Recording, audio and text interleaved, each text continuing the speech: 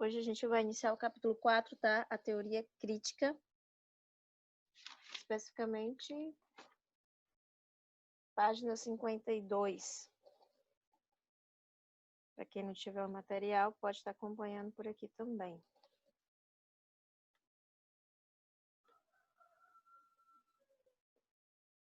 Pediria que alguém, por favor, lesse só esse poema aqui de início, tá? Só esse pequeno parágrafo aqui.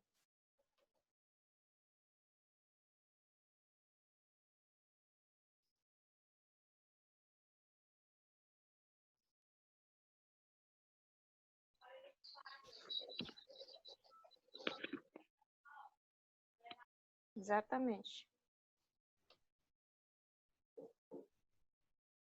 Vamos lá?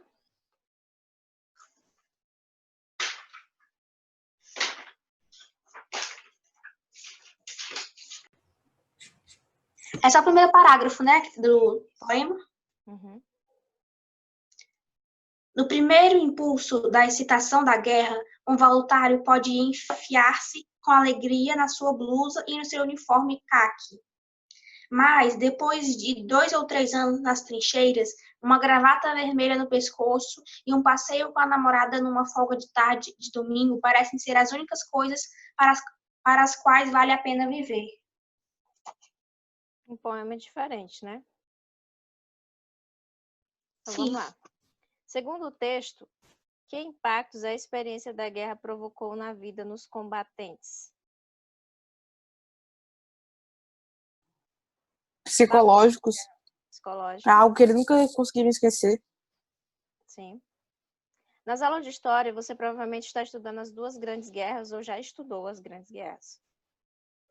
E aí, o que é que você conhece, lembra a respeito desse assunto sobre as duas grandes guerras? Quais eram os termos pacíficos e quais que não eram pacíficos, que era por meio da violência, para se chegar num determinado acordo? Nos tratados que eles faziam. Os pacíficos, eu lembro que tem um que eles resolveram no final da Primeira Guerra, que era que a Alemanha tinha que pagar uma indenização lá, e os não pacíficos são os que eles invadem à força e tomam os territórios para eles. Nossa, assim.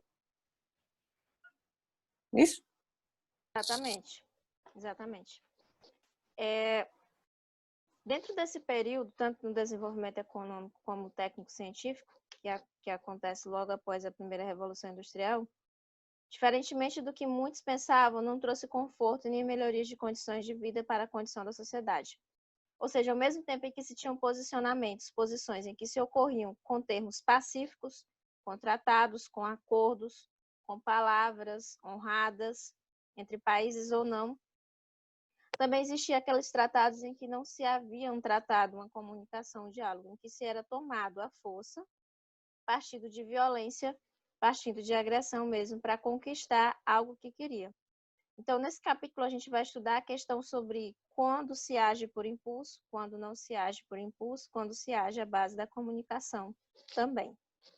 Ok, vamos lá.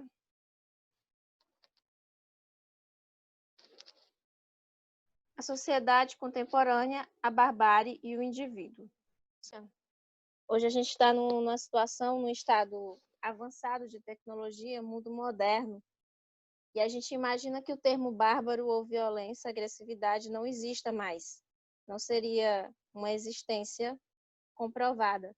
Pelo contrário, a violência aumentou, os índices de, como que eu posso dizer, os índices de desumanidade, a palavra mais específica para isso seria isso, atos desumanos, atitudes ilógicas, atitudes irracionais, sem amor, sem compaixão pelo próximo, na verdade, aumentou. Então, a gente vê que a modernidade, a ciência, ela não isenta, não é uma vacina contra a violência ou contra a desumanidade ou contra a falta de amor.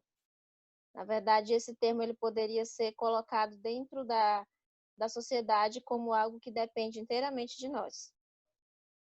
O desenvolvimento econômico e técnico-científico supostamente contribuiria, para que, supostamente a tecnologia, a ciência contribuiria para que a gente pudesse se unir mais, mas pelo contrário, as pessoas começaram a ter uma certa ambição, um certo convencimento de que poderiam se tornar cada vez mais individualistas com esse tipo de acessório em mãos. Parece que o progresso, em vez de sufocar a irracionalidade humana, foi capaz de aumentar. Mas como explicar essa situação? Por que a reflexão racional vai se opor ao fascismo, ao nazismo, ao stalinismo e às duas grandes guerras? Nesse contexto, alguns pensadores alemãos começaram a investigar se as ações aparentemente irracionais, coisas que fogem da racionalidade, não era resultado da própria razão humana, ao invés de atribuir isso a um pensamento científico. As contribuições mais importantes sobre essa questão foram feitas pela chamada teoria crítica, que vai se originar na Escola de Frankfurt. A Escola de Frankfurt é uma escola que vai teorizar sobre esse pensamento da teoria crítica. E a gente vai falar um pouquinho sobre Adorno Horkheim, que vai ser um dos seus idealizadores. Perdão, gente, eu confundi os nomes, tá, do filósofo. Não é Adorno Horkheim, é Theodor Adorno, e Horkheim é um outro.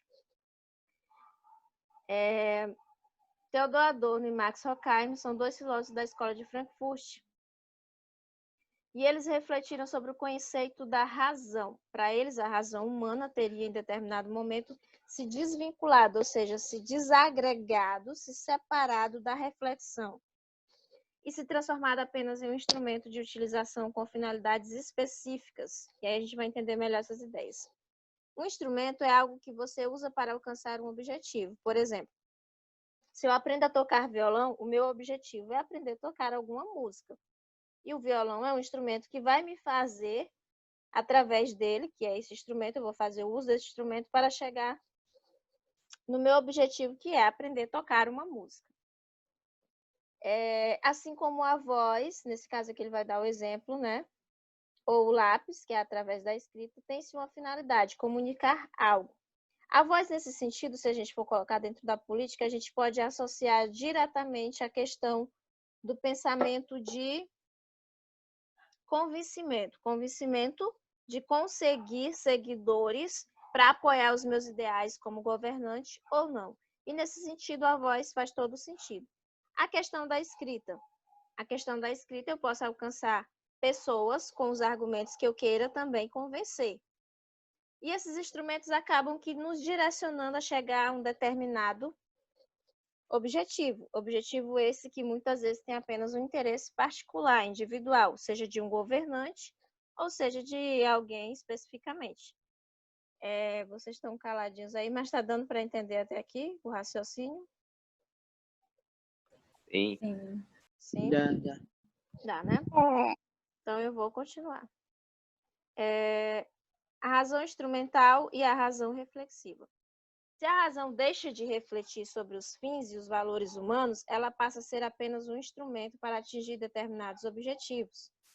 Torna-se um meio, uma forma de manipulação que pode ser utilizada para qualquer finalidade. Em outras palavras, os procedimentos racionais são utilizados como se fossem truques ou artimanhas visando conquistar aquele único objetivo. Por exemplo, eu vou dar um exemplo bem comum para vocês, para não ficar aqui só na parte do livro. Hitler. Quando você ouve falar em Hitler, você lembra de quê?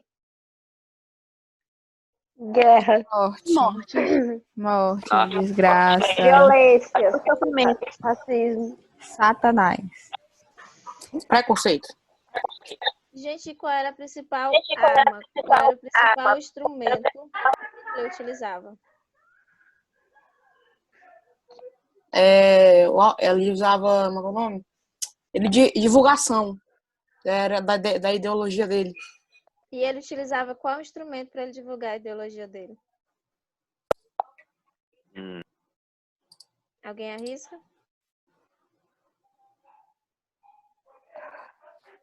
A própria voz. Talvez o rádio ou Satanismo. Os discursos. Os discursos, a própria voz dele. Hitler Mostrar as partes boas apenas. carismático por natureza. Mas um carismático forçado. Ele pregava os seus discursos, ele convencia as pessoas dos seus discursos e depois ele aplicava os seus planos maléficos. Era um bom mentiroso. Um bom mentiroso. Então, por natureza, ele era um líder carismático. Então, o instrumento que ele utilizava para conseguir aqui, ó, seus truques, as suas artimanhas e conquistar o objetivo que ele queria, era a sua própria voz. Então, a voz, nesse sentido, passou a ser um instrumento também. Foi o que eu acabei de dar exemplo aqui. E a questão de Hitler era justamente o quê? Qual era uma da... alguém pode me dar exemplos? Sei que são inúmeros, mas um exemplo do principal objetivo de Hitler, que era que ele queria conseguir. Ele queria fazer com que a Alemanha se tornasse uma potência, assim como os Estados Unidos na Primeira Guerra. Um dos. Mais alguém quer citar outro? A supremacia da raça dele, ariana. Ele pregava o darwinismo social lá, que dizia que uma raça era superior à outra. Isso. Aí ele dizia que a raça ariana era a raça mais elevada em E que comparação os às judeus, os homossexuais estavam impurificando a raça deles, não assim. Sim, exatamente. Tá desrespeitando a raça dele, Hitler principalmente tinha judeus. toda essa superação, toda essa questão de ser superior e de estar superior aos outros. E ele até se valeu, tá, de alguns... não sei se eu comentei para vocês, mas no segundo capítulo que a gente falou sobre Nietzsche, mas ainda já foi aula gravada, é sobre ele ter colocado alguns dos escritos de Nietzsche, utilizado alguns escritos de Nietzsche como fundamentação. Aí não tem uma comprovação específica, se Nietzsche realmente cedeu para ele, mas o que tem nos estudos é que uma irmã de Nietzsche, Elizabeth, tá, teria vendido ou cedido alguns escritos de Nietzsche depois da morte dele para Hitler. Parece que o esposo dela trabalhava diretamente com Hitler, alguma coisa do tipo assim. E ele queria uma fundamentação, uma base... Professora, Oi. desculpa interromper, mas é verdade, então, que Nietzsche interferiu, aliás, ajudou no Holocausto? É uma em relação- teoria. Ela disse É isso, uma uma teoria. teoria. Na verdade, Nietzsche já estaria morto, né? E antes dele morrer, ele cedeu os escritos dele para a irmã dele. E a irmã dele, né, postumamente, pós-morte dele, teria cedido alguns desses escritos para Hitler, para uma pessoa que seria o esposo dela, que trabalharia diretamente ligada com Hitler. Mas isso é uma teoria, não existe exatamente uma comprovação. Mas o que Hitler queria era uma base de fundamentação argumentativa lógica para ele dizer, não, esse pensamento não é só meu, tem mais alguém que já partilhava disso de forma argumentativa e lógica. Porque tem uma base do escrito de Nietzsche em que ele coloca que um homem ser superior, quando ele se tornasse um ser superior, ele não poderia se agregar a nenhum outro inferior. E desta forma ele prosseguiria dominando com outros superiores. Mas há várias interpretações para essa vertente de Nietzsche. Mas fica a desejar, né? Vai saber qual era o pensamento dele. Nietzsche, de certa forma, o fim dele foi assim muito trágico. Não tem bem uma explicação pelo que ele morreu. Parece que ele morreu mesmo bem perturbado em algumas circunstâncias. Mas, enfim, isso era um outro assunto que vocês vão ver também no ensino médio. Só para relembrar aqui sobre Theodor Adorno e Max Horkheim, que são os principais fundamentalistas dessa teoria da escola de Frankfurt, tá? Que era uma escola alemã, que até então, na verdade, tornou-se universidade depois, tá? Até o período em que se ocorre o levantamento, a ascensão do período nazista. E aí, na próxima aula, a gente vai falar um pouquinho sobre a visão de Adorno-Horkheim. Gente, só quero falar o contrário. Theodor Adorno e Max Horkheim. Sobre a indústria cultural, sobre o que é a indústria cultural hoje, sobre o que era a indústria cultural nesse período. Tá? Eu vou deixar esse conteúdo aqui para a gente continuar na